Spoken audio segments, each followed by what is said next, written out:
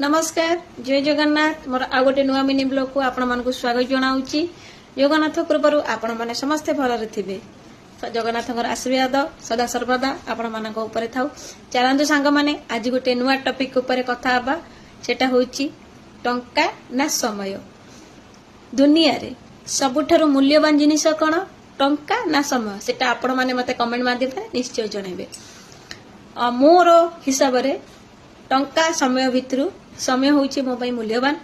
आज एही social media दुनिया रे आमे घंटा घंटा धरी कौन देखुचे रील्स देखिबा समय नष्ट कर दउचे। किंतु मन रखंतु गला समय केबे भी आ फेरीबो नाही एतिकी निश्चय मन रखिबे। आमे भाबू आम पाखरे समय बहुत अछि किंतु सत कहबाको गले समय खूब शीघ्र बाली भली समय एमती खसी खसी जाए। आज जे मुहूर्तटी अछि काली ताहा केबे हेले भी स्मृति होई रही जीव बछे आउ फेरी आसीबो नाही। केबे भी बसी भाबिचंती आमे केते समय सेही जिनिस उपरे नष्ट करूछु जहा आम जीवन रे कोनोसी मूल्यहीन मूल्य रखे नाही। फोन रो स्क्रीन भितरे दुनिया को खोजु खोजु खोजु आमे निजको हजेई दउचे। हाँ ना नाही सांग माने निश्चय कहिबे। सेही बापा मां को कथा टिके भाबंतु जो माने आपणक सफलता पाई निजे समय जलांजलि कर देइछंती। सेमानंक आखिरे खुशी देखिबाकू गले आज आपणकू समय मूल्य बुझिबाकू निश्चय पड़िबो। निजे स्वप्न पाई समय बाहर करंतु। काली नुहे आज ही आरंभ करंतु। काहे कि ना काली किए देखिछि काली केही देखिनी।